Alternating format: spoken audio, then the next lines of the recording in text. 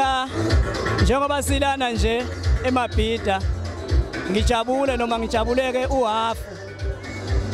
Umcimbi ke waqala le Carisfontein waqhubeka waya ePeople's Park. Njengamanje usula ngaphakathi egroundini Moses Mabhida kodwa kunento engikhala ngayo. Vele qale phambi kwami nje uzothi ingoma isiyodwa kodwa lento le yokuhlukumezeka kwami.